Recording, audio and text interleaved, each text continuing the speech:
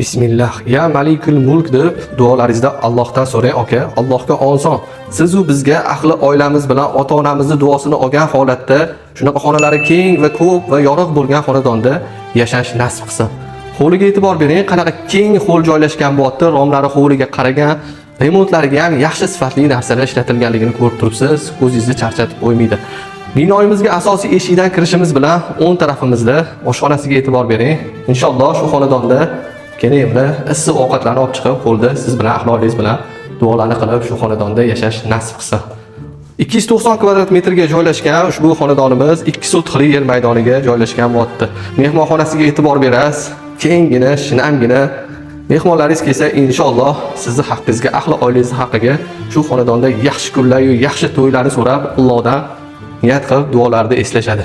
O'ng tarafimizda ota-onalar uchun mo'ljallangan yotoqxonani ko'ryapsiz. Havo aylanish uchun romlari tashalgan, keng razmerda joylashgan bo'ladi.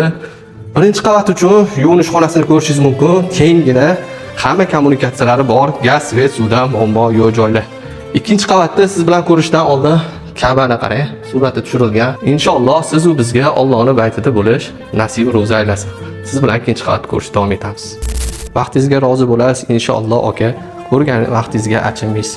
Ikkinchi qavat uchun zalni ko'ryapsiz, kengligiga e'tibor berasiz. Ko'zni charchatmaydigan aboylardan foydalanilgan 2 sotixli yer maydoniga joylashgan. O'ng tarafimizda bolalar yotoqxonasini ko'rishingiz mumkin. Romlari hovliga qaragan bo'ladi, quyosh tushib turibdi, yorug'gina bo'lib turibdi. Ikkinchi qavat uchun yuvinish xonasini ko'rishingiz mumkin. Kenggina navbatdagi xonamiz bolalar yotoqxonasi sifatida ishlatsangiz ham bo'ladi. Agar o'g'il-qiz farzandingiz bo'lsa, bittasini o'g'il bolalar yotoqxonasi, bittasini qiz bolalar yotoqxonasi sifatida ishlatishingiz mumkin. Bu ota-onalar yotoqxonasiga mo'ljallangan, ko'rishingiz mumkin. O'zini bu tarafida kichkinagina razmerda balkoni ham bor. Yaqindagina ta'mirdan chiqarilib, ko'rishingiz mumkin hovlisini. Siz bilan hovlisini ham qisqacha ko'rib chiqamiz. Hozir siz bilan birgalikda yerto'lasini ko'rishda davom etamiz. Yerto'lasini ham yashashga tayyor holatga olib kelib qo'yishgan. Yerto'lamizga hovlidan ham tushish imkoniyati bor va xonadonimizda ichidan ham tushish imkoniyati bor. Birinchi xonani siz bilan ko'radigan bo'lsak, isitish tizimlari uchun alohida xona ajratilgan, ko'rishingiz mumkin. Boilerlar qo'yilgan, sifatli texnikalar ishlatilganini ko'rib turibsiz. Bu tarafida yana ikkita xonani ko'rishimiz mumkin. Bu tarafimiz yana bitta keng xonaga ko'ryapsiz. Havo aylanishi uchun bu tarafida eshigi ham bor. Navbatdagi xonani ko'radigan bo'lsak, bu tarafida ham yana bitta keng xonani ko'ryapsiz.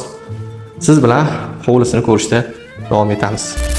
Hovlisiga e'tibor berasiz, bardakka ahamiyat bermaysiz. Yaqinligina remontdan chiqarildi. 2 qavatdan iborat va yerto'lasi bilan 3 qavatdan iborat bo'ladi. Chap tarafimizda yozgi oshxona qilish imkoniyati bor. Undan tashqari mehmonlar uchun hojatxonani ko'rishingiz mumkin. Nazarbek notarius ko'chada joylashgan bo'ladi. Ushbu xonadonimiz narxiga 172 ming dollar so'rashyapti. Albatta endi tepasiga kelsangiz sudalashadigan joylari bor. Bu videoni Nazarbekdan shunaqa xonalari keng va ko'p bo'lgan xonadon qidirib yurganlar bo'lsa, shularga yuborib qo'yasizlar. Inshaalloh manfaatli bo'ladi.